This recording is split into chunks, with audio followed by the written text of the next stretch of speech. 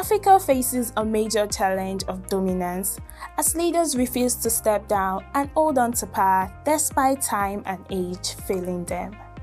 Here are top 10 African leaders who have refused to give up leadership positions despite various challenges. 1. Teodoro Obiang of Equatorial Guinea. He gained power in 1979 and is still in power as the president of Equatorial Guinea till date, making him Africa's longest-serving president. 2. Paul Biya of Cameroon. He gained power in 1982 as the president and at the age of 92 has reportedly declared interest to run for another term during Cameroon's next presidential poll. 3. Yoweri Museveni of Uganda. He gained power in 1986 after seizing a true rebellion and has served as the 9th and current president of Uganda since then. 4. Denis Sassou of the Republic of Congo. He gained power in 1997 and before then has served as the president between 1979 to 1992. He passed the new constitution in 2015, which enabled him to stand for another term in 2016 and 2021 presidential elections with a majority in the first round. 5. Paul Kagame of Rwanda. A politician and former military officer. He gained power in 2000 after leading the Rwanda Patriotic Front. 6. Isaias Afwerki of Eritrea is a politician and leader who gained power since independence in 1993 as the president of Eritrea and the former chairman of the People's Front for Democracy and Justice since 1994. 7. Ismail Omar of Djibouti. He gained power in 1999 as the president, making him the head of state and head of government of the Djibouti and the commander-in-chief of the Djibouti Armed Forces. He's been there up to date. 8. Faure Gnassingbé of Togo. He gained power in 2005 after his father's 38-year rule and is no longer in power as of May 3, 2025, after he was succeeded by Jean Lucien as the first president of the Council of Ministers, while the role of president became ceremonial. 9. Alassane Ouattara of Ivory Coast. He gained power as the president since 2010 with controversial re-election bids, but he remains the president of Côte d'Ivoire till date. 10. Ali Bongo of Gabon. He is a politician and dictator. He was the third president of Gabon from 2009 until he was deposed in a coup in 2023. He ruled for 14 years after succeeding his father's 42-year reign.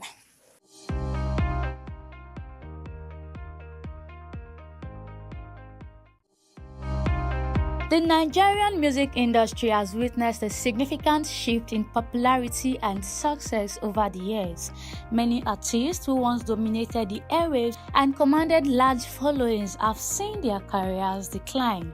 Here are 10 Nigerian artists whose careers have gone down the drain. 1. Daddy Shoki.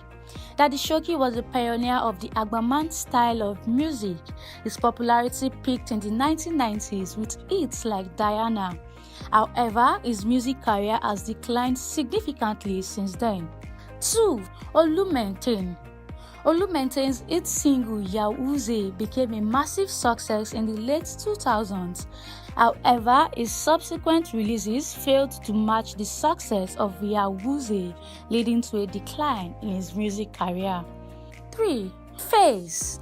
Face was a prominent figure in the Nigerian music industry in the late 1990s and early 2000s, despite his hit singles including Femi Kuti and Kolo Mental. His career has struggled to maintain momentum. 4. Solid Star. Solid Star's music career has faced significant challenges, including limited releases and reduced visibility. Despite his initial success, he has struggled to regain momentum in the competitive Nigerian music industry. 5. Red MC's unique style and energetic performances initially gained attention. However, her career failed to sustain momentum due to a lack of consistent quality music and strategic management. 6. Flex B. Flex B's popularity peaked in the mid-2000s with hits like Omorire and Number One Fan. However, his subsequent releases failed to match the success of his earlier works, leading to a decline in his career. 7. Tony Tetula. Tony Tetula was known for his humorous lyrics.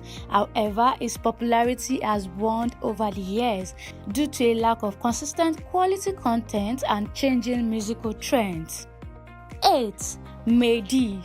Mehdi's music career has been marked by struggles to regain momentum. Despite his collaborations with prominent artists, he has failed to produce hits that resonate with his fan base. 9. Korede Bello. Korede Bello rose to fame with his hit single Godwin. Despite his initial success, his music career has experienced a downturn with limited releases and reduced visibility. 10. Dija. Dija's soulful voice and potential were evident in her singles. Despite her talent, she has faced challenges in sustaining a successful music career with limited releases and collaborations. Despite their contributions to the Nigerian music industry, their careers have not sustained the same level of success as the ones enjoyed.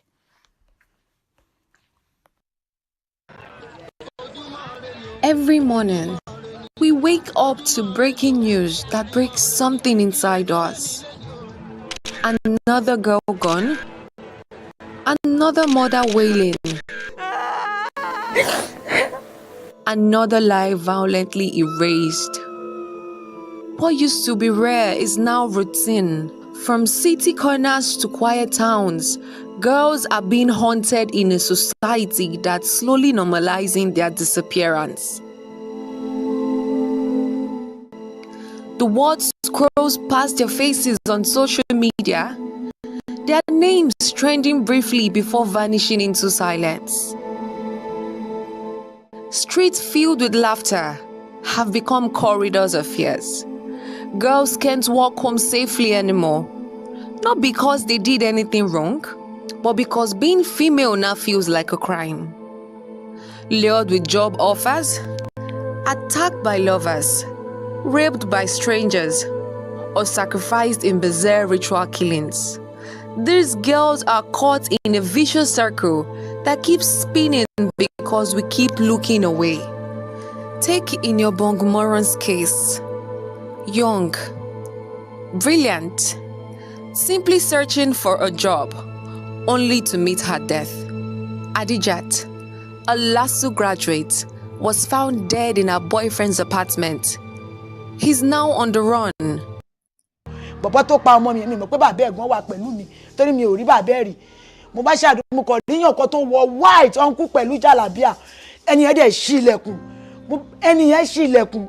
Mo bá bí ṣe ní kí n lọ báyìí. Mo dákú ni mo ṣe gbé mi. Bàbá boy yẹn torí pàǹtí ni mo ti padà mọ̀ pé bàbá boy yẹn ló wá wọ òkè yẹn lọ. No wá ní ọmọ yìí ti kú. Ọmọ yìí ti kú tí máa gbọ́ báyìí bí ṣe fẹ́ táwọn family member mi máa fi wá dé nìyẹn. Bàtán débẹ̀ wọ́n snap gbogbo oògùn tán bá ń bẹ̀ ó ti dà mí sí ìta ibi tó ti nà picture wa tó ti ṣá tó ti ṣe gbogbo ẹ̀ àwọn míì wà tí a tẹ̀ rí for that day.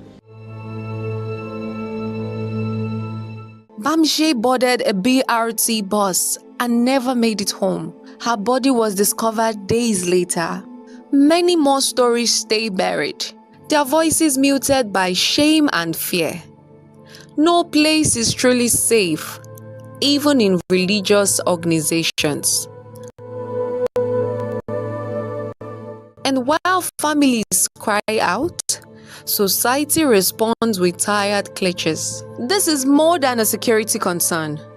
It's a call for education that nurtures values from the foundation. By teaching children early about empathy, respect, boundaries, and the worth of every human life, especially that of a girl child, will lay the foundation for a safer and more compassionate society. We are in the era of social media.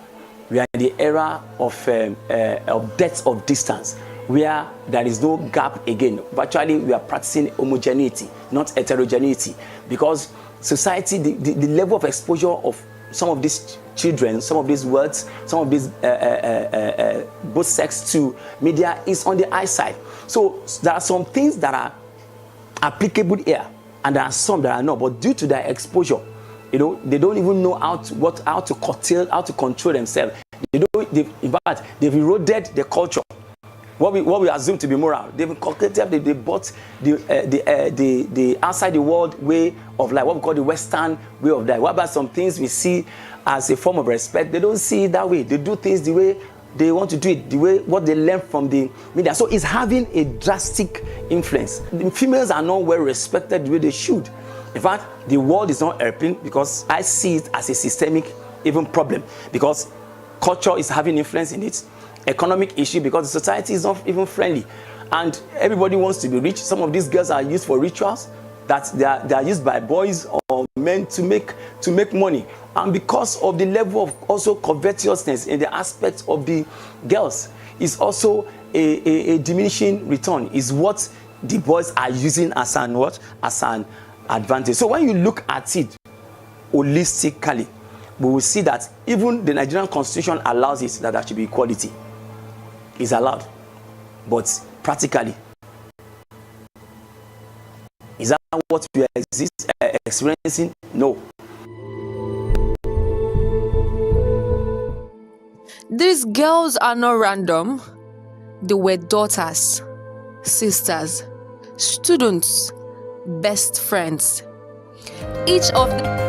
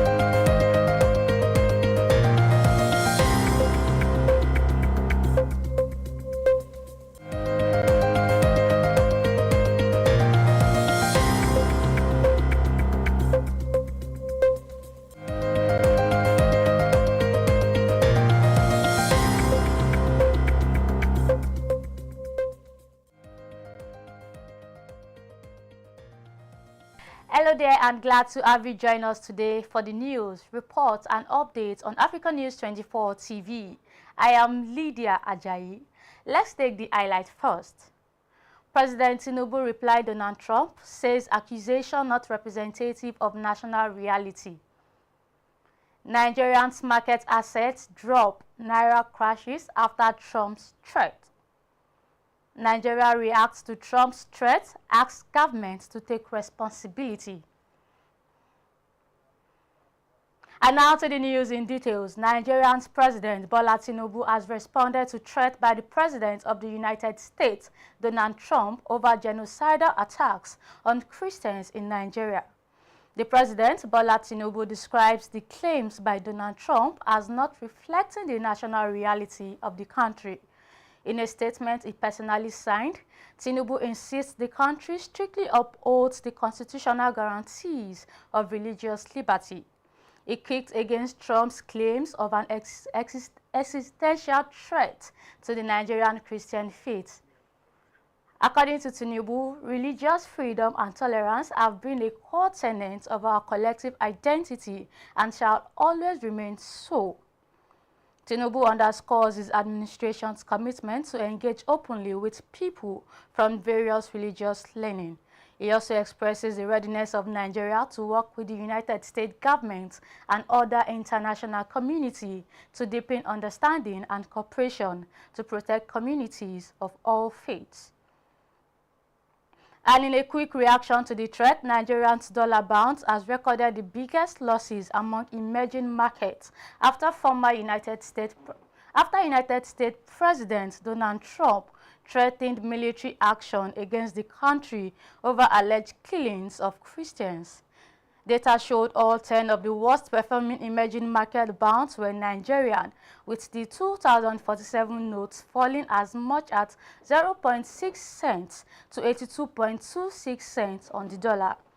The Naira also fell 1.2% to 1,442 Naira per dollar, its sharpest intraday drop since June. Analysts say the decline reflected investor jitters over Trump's comments, though they maintain confidence in Nigerians' economic fundamentals. Market watchers, however, expect the sell-off to be short-lived, noting that Nigerians' recent economic reforms and improving fiscal outlook could help restore investor confidence over geopolitical tensions subside. The Nigerian government has reassured investors. Officials emphasized that the country's economic fundamentals remain stable and insisted that external statements would not alter ongoing fiscal reforms, security operations, and efforts to attract foreign investments. Meanwhile, the federal government says Nigeria is making steady progress in the fight against terrorism, banditry, and other crimes. This comes as the United States President Donald Trump recently threatened to attack Nigeria if the federal government failed to act fast on what he described as genocide against Christians. At a joint national security press briefing in Abuja on Monday, the Director General of the National Orientation Agency, Lanre Issa Onilu, highlighted improvements in arrests, rescues, and reduced fatalities across conflict-prone regions. We have details in this report.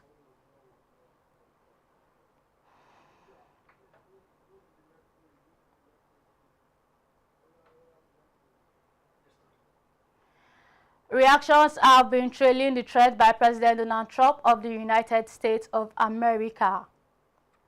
Prominent Nigerian religious and traditional leaders have dismissed the claims as exaggerated and misleading.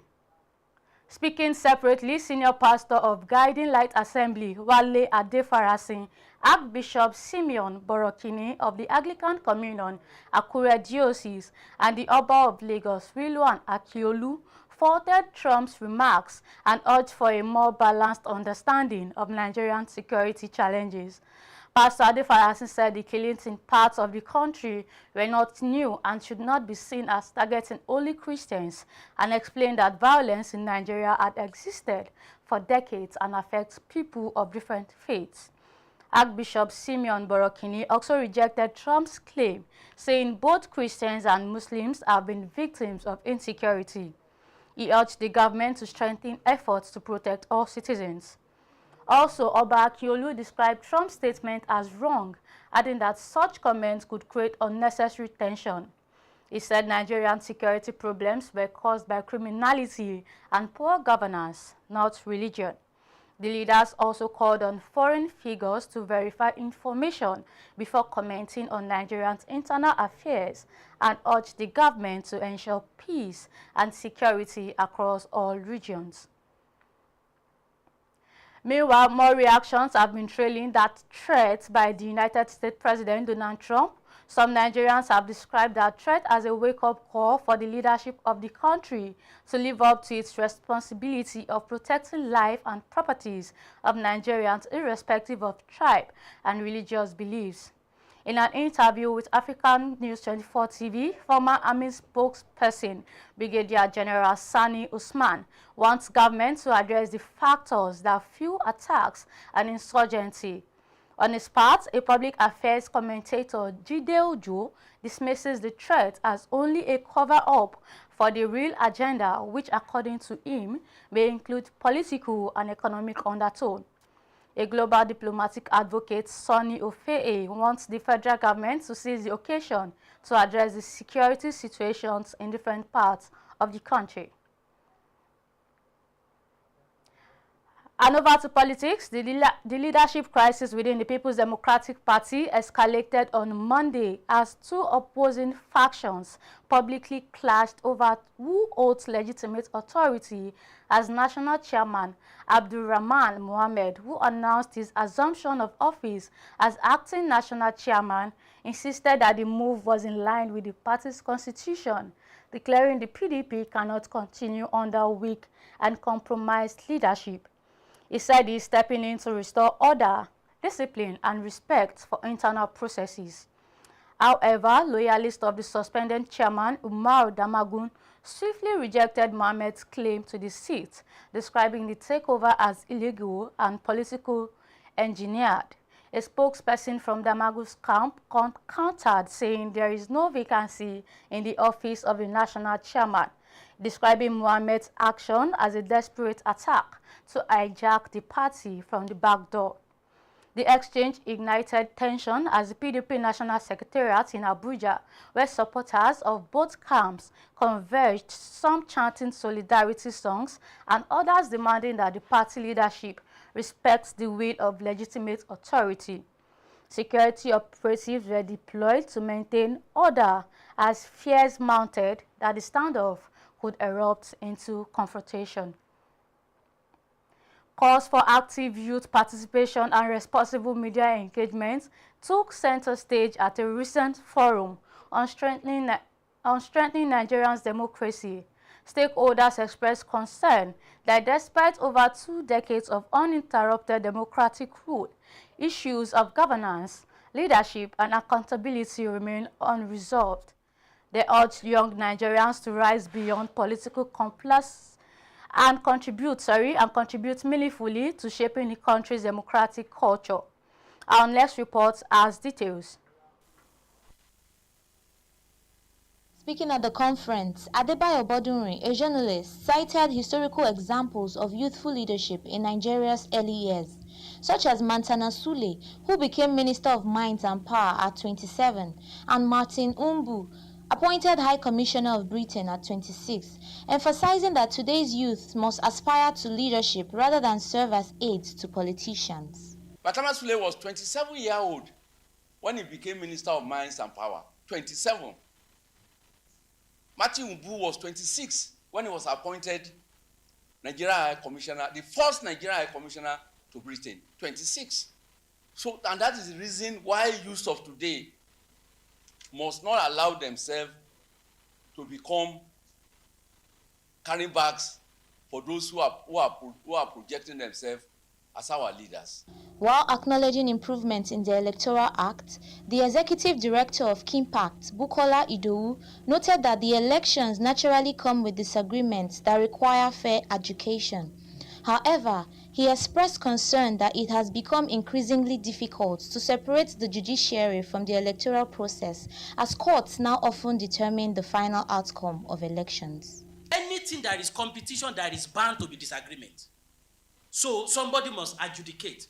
But again, I also hope you know that it is also increasingly difficult now to separate the judiciary from our elections, that they are even declaring the winner. The speaker stressed that credible elections depend not just on laws but also on citizen vigilance and media accountability. The National Secretary of NUJ, Achike Chude, at the forum reflected on the 2023 elections, stating that both civil society and the media faced public criticism for failing to hold the Independent National Electoral Commission accountable. She explained that Nigerians, especially the youth, had trusted these groups to ensure credible elections, but INEC's poor performance left many disappointed. People came for us. The Nigerians came for us. The young people came for us because we were the ones that guaranteed INEC that INEC was going to have a good election. And INEC messed everybody up. So in a way, both civil society and the media stood condemned by the people for not doing their due diligence on INEC. Lastly, speaking at the conference, the governance advisor for FCDO, Matthew Ayiba Kuro, shared his experience with electoral reform processes, noting that progress is often inconsistent, one step forward followed by several steps back. He stressed that the media practitioners and social media influencers play a crucial role in interpreting and simplifying these reforms so citizens can better understand and engage them. I've been through a couple of reform processes now, and sometimes you make one progress, you're celebrating it, and then you make 3-4 steps back. And this is where your role as media practitioners and social media influencers is really key, because you have the unenviable job to decipher and simplify these reforms in ways that citizens can understand. The forum also reflected on civil society and media's failure to adequately scrutinize electoral processes, urging continuous public engagement on governance. Participants concluded that silence is not an option if democracy is to thrive. The Lagos State Police Command has declared human rights activist Omoyele SOWORE wanted for allegedly planning to incite public disorder and block major roads across the state. Commissioner of Police Olorundare Jimoh made this known while addressing journalists at the Iyanoworo section of the 3rd Mainland Bridge on Monday. According to the police, chief security operatives are closing in on SOWORE and others accused of coordinating activities aimed at disrupting public peace and obstructing traffic flow. Jimoh said intelligence reports revealed plans to stage simultaneous demonstrations at strategic locations, including the 3rd Mainland Bridge, Lekki Tollgate, and Freedom Park. He described the alleged plan as criminal, warning that it could lead to severe traffic disruptions and put lives at risk. The commander confirmed that 13 suspects have already been arrested in connection with the planned protest, while SOWORE reportedly remains at large. He added that investigations are ongoing to identify sponsors and collaborators behind the alleged movement. To forestall any breakdown of order, the command has deployed personnel to key flashpoints, particularly bridges, highways, and public spaces, with temporary diversions and checkpoints set up to ensure safety. Jimoh assured residents that the measures are preventive and short-term, urging Lagosians to go about their daily activities without fear, as security agencies remain on high alert. The people of Oko Kingdom woke up to a heavy downpour as flood water sweeps through their farmlands and homes, destroying their source of livelihood, leaving them to deal with waterborne diseases. The traditional ruler of Oko Kingdom, Osita Onwuka, has employed the federal government to provide a lasting solution to the residents of Oko communities. The Nigerian Meteorological Agency had earlier warned of heavy rainfall and possible flooding across the country this year. Now, those warnings have become reality as rising waters from the river Niger continue to submerge homes, farmland, and roads in part of Delta State. In Oko Kingdom, residents are counting their losses as floodwater sweeps their farms and houses. Many say the flood have destroyed not only their crops, but also their means of livelihood and transportation, leaving families hungry and displaced. Now, water they carry our things where we both yam, both cassava. We know they get anything for every year. And we don't see what in chop we go chop. We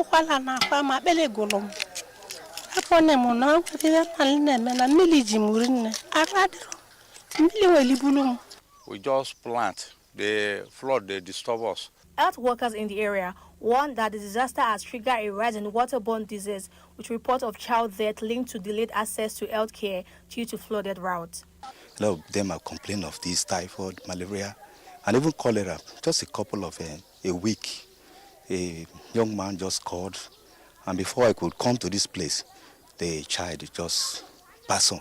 Walking inside the water, it makes sometimes disturb us by inching.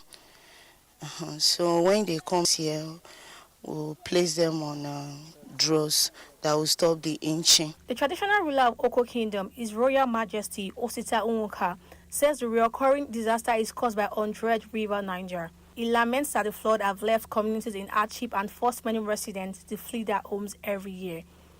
He's appealing to the federal government to dredge the river to bring a permanent solution. We are still expecting that when that is dredged, the high rising water during flooding will definitely drop. Because if you check the River Niger has been filled up with sand already. That little water uprise, it will start overflowing into the uplands. Delta State Commissioner for Environment, Ejiro Germany, sympathized with affected residents, noting that the state had issued early warnings and conducted sensitization campaign ahead of the flooding. He says the government is working to cushion the impact on displaced families. The state has a flood disaster management committee set up by His Excellency the Governor, and the chairman of that committee is the Secretary to State Government. The committee is responsible for flood management. As communities in Oko and across Delta battles the flood, residents says what they need now goes beyond relief materials. They need lasting solutions to end the yearly cycle of destruction and displacement. As the effects of climate change intensify globally, women are taking the lead in driving conversations and demanding action to protect their communities and the environment. At the Women Climate Assembly, teamed promoting women's critical role in climate change mitigating initiatives. Stakeholders, activists, and experts from around the world gathered to highlight the urgent need for gender-inclusive climate policies and stronger environmental protection measures. Globally, reports have shown that women and children continue to suffer the harshest effects of climate change. Rising to this challenge, women are mobilizing to raise awareness and demand urgent intervention from world leaders. The Women Climate Assembly, an environmental advocacy organization, is leading a global call for collective action to address the climate crisis. At its recent forum themed Promoting Women's Critical Role in Climate Change Mitigating Initiatives, the participants decried the growing pollution and environmental degradation in regions such as the Niger Delta, describing it as a visible crime that endangers livelihoods and health. The executive director of Quebec-Kache Women Development Resource Center, Okon, at the forum expressed concern over the worsening climate situation, stating that humanity is in danger and must continue to speak out. She emphasized that even when authorities appear unresponsive, persistent advocacy will eventually make them listen. We took blood samples from 80 women in Otrabagi. 100% of them have percentages of hydrocarbon, crude oil, inside their blood, at percentages beyond the permissible limits of World Health Organization. So we are endangered. So that's why we must always have to speak out. They will hear, even when they will pretend they have not heard. The keynote speaker of the conference, Professor Ngobo Enese, at the event condemned the high level of pollution in the Niger Delta area, describing it as a visible crime that remains unaddressed by the government despite being in 2025. She questioned how authorities planned to implement effective policies to restore the environment and reduce the adverse effects of pollution on women and local communities. Pollution, for instance, in the Niger Delta, I think it's a crime.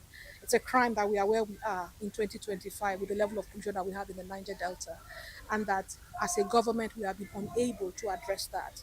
It's an open crime, everybody can see it.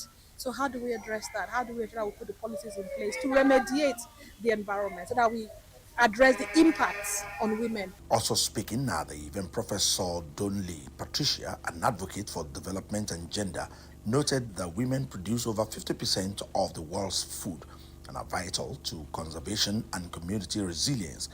She warned that excluding women from the climate action would endanger future sustainability. Farmers will produce more than 50% of the food. And if our environment is degraded, what food can we produce? We are key stakeholders in the climate change discussion and action. If it comes to conservation, we are there. If it comes to community resilience, we are there.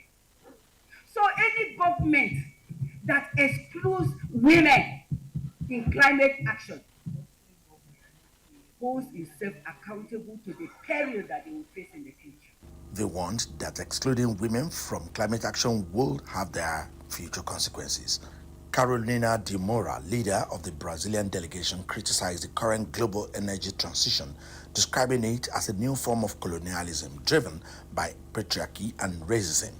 She expressed concern that increased mining for critical minerals like lithium would worsen environmental and social problems rather than solve them, adding that women's groups are campaigning against such exploitative practices. It's a new way of colonialism with a very strong patriarchat and racism. So we are talking that this energy transition, it's not going to solve the problem, and we are very worried about this mining for the companies mining, putting ourselves like who will save the planet, because we know this will definitely not happen. We are already facing problems with these critical minerals like lithium and other ones. So we are in a campaign against this energy transition. The forum also criticized exploitative mining and the ongoing energy transition, describing them as modern forms of colonialism driven by patriarchy and racism. Participants pledged to strengthen cooperation and push for gender-inclusive climate policies that prioritize the welfare of frontline communities. Let's go on a break, and when we return, we will tell you why the federal government will no longer allow flight tickets sold in dollars by foreign airlines. That's on business. Please don't go away.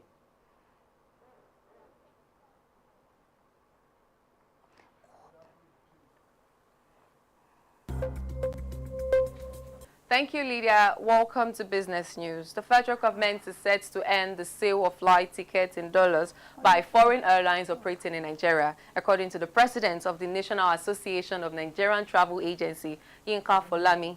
He disclosed this while speaking on the Cultural and Tourism Program in Lagos over the weekend. Folami described the practice as a crime against the economy, stressing that it exerts unnecessary pressure on the Naira and contradicts aviation regulations. He noted that the government had begun addressing the issue following persistent complaints from travel agencies across the country. The NANTO president emphasized the need to support domestic airlines, as this would help eliminate the practice of foreign ticket sales in dollars and promote a more stable aviation sector. And lastly, on business news, the global oil prices tumbled to around $64 per barrel, far below Nigeria's $75 benchmark. The nation faces rising fiscal and exchange rate pressure. Still, bold reforms by the Central Bank of Nigeria are boosting foreign exchange inflows and strengthening the Naira despite the oil slump.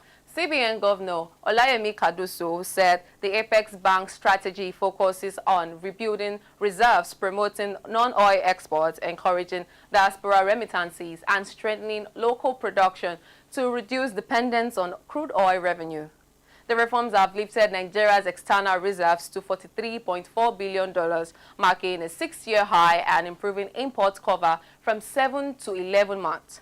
Analyst says that the measures have boosted investor confidence and supported exchange rate stability, even as oil output and prices remain volatile. The CBN maintains that sustained structural reforms and coordination with fiscal policies will be crucial to protecting the economy from future oil shocks. And that's all on business news. Back to you, Lydia.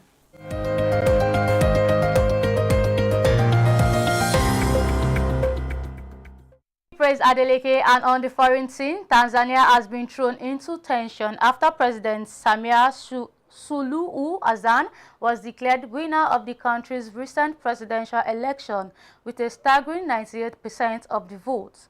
The result has sparked outrage among opposition supporters who insist the election was heavily manipulated and far from credible. The announcement came as large parts of Tanzania experienced a widespread internet blackout, with social media platforms restricted and messaging services slowed down. Many citizens believe the blackout was intentional, aimed at preventing live updates, independent reporting, and public mobilization during the voting period and announcement of results. The election also produced a notable moment with the emergence of Ali Mamdi, who secured a key seat as an opposition figure, a breakthrough that has energized many young and female voters. However, our supporters have also joined calls for transparency, stating that our victory should not be used to mark what they described as an uneven electoral field.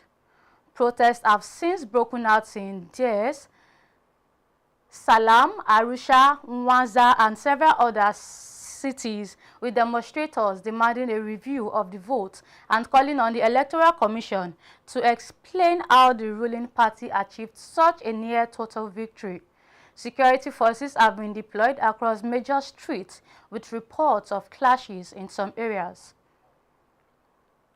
The Chadian government has reportedly closed its border with Nigeria amid widespread online speculation of a possible United States military operation in West Africa, though no official confirmation has been issued by either government. Report shows that the decision followed intelligence reports suggesting that armed groups operating in northern Nigeria were attempting to cross into Chadian territory. The report linked the move to rumors of a United States invasion plan in the region, a claim that has not been verified by credible sources. Regional observers have noted that in past months, both Chad and Nigeria have increased military patrols in border communities to curb insurgent movements. At least 20 people have been confirmed dead and more than 500 injured after a powerful earthquake struck northern Afghanistan early on Monday. Authorities say most of the casualties were recorded in Bagh and Samangan provinces, where hundreds of homes and buildings were damaged, including the historic Blue Mosque in Mazar-e-Sharif, a 15th century landmark, which also sustained partial damage. Reports show that local officials have mobilized emergency teams to affected areas, while hospitals have been placed on alert to handle the surge in casualties, with the United Nations mission in Afghanistan reportedly supporting rescue and relief operations. Officials warned that the death toll could rise as rescuers reach remote villages cut off by rough terrain, as reports confirm that the latest disaster comes just months after a powerful quake in the country's east killed more than 2,000 people. Imole Johnson is our guide in the world of sports. Hello, Imole.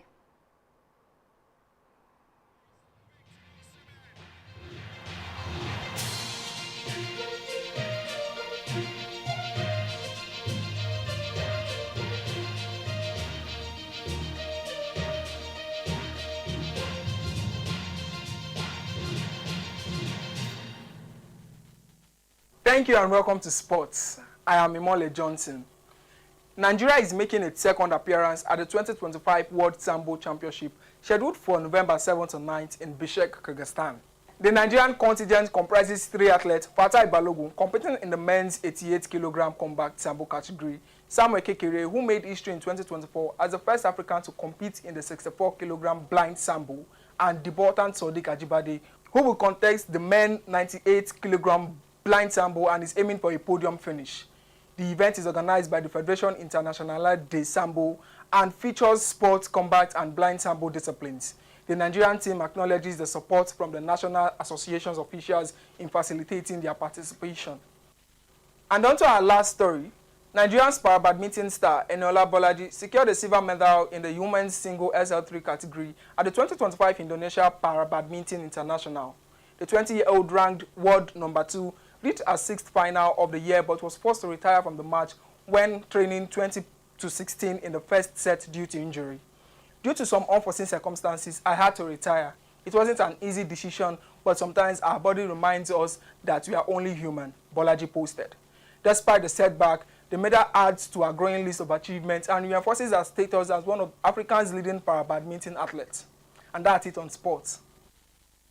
And that's all on sports. Back to you for the rest of the bulletin.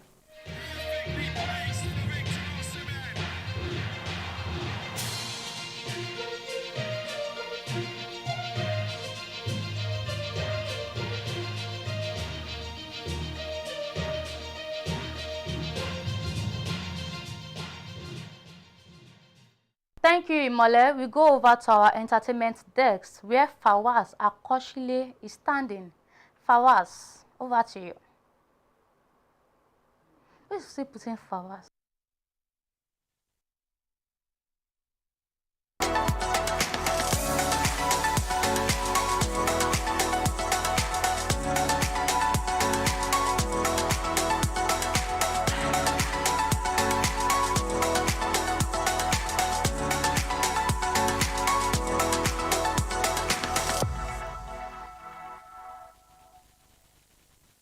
Thank you very much. What was meant to be an electrifying night of Afrobeat at the Michael Opara Square, Enugu, turned chaotic as fans complained of overcrowding, theft, and harassment during Davido's 5-tour stop on Saturday, November 1st. The concert, which reportedly drew over 40,000 attendees, far exceeding the venue's 20,000 capacity, was marred by poor crowd control and lax security. Davido, expected to perform by 4 p.m., allegedly did not appear until around 3 a.m., sparking anger and frustration among concert goers. Attendees took to social media to share disturbing experiences. A TikTok user, Adis Beautification, claimed that the gates were broken and touts entered without a ticket, saying they used razor blade to tear bags. My phone was stolen. Another user, Hair by Steph, alleged harassment and overcrowding, saying they were pressing girls in the crowd. It was unsafe. Videos circulating on TikTok and X, formerly Twitter, showed chaotic scenes as fans pushed through security barriers. Many people have blamed organizers for failing to ensure safety, especially for women. As of press time, neither Davido nor the event organizers have released a statement addressing the complaint. Moving on, Nigerian Afrobeat star Omale has revealed he is not ready to become a baby daddy anytime soon. The singer shared on his Snapchat story saying he is currently in his calm and peaceful era and has no plans to become a father soon. I am very much not ready to be a baby daddy, he said. I am their father in the highest, at peace in heaven. Omale also reflected on life, saying that despite his challenges, it barely affects him. Everything happens for a reason, but nothing ever happens to me. I don't expect you to understand, he added. As of now, the singer revealed that he is single and currently does not feel like he wants to be in any relationship. That's all on entertainment today. Back to you for the rest of the bulletin.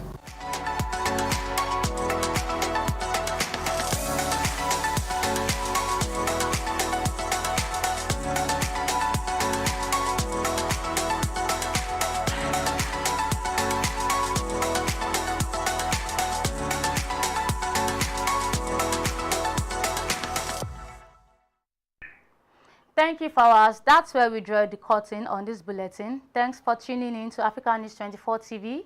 Follow us on all our social media platforms. And please check our website at africanews24.ng to stay informed and ahead. We will catch you on the next broadcast. I am Lydia Ajayi. Bye for now.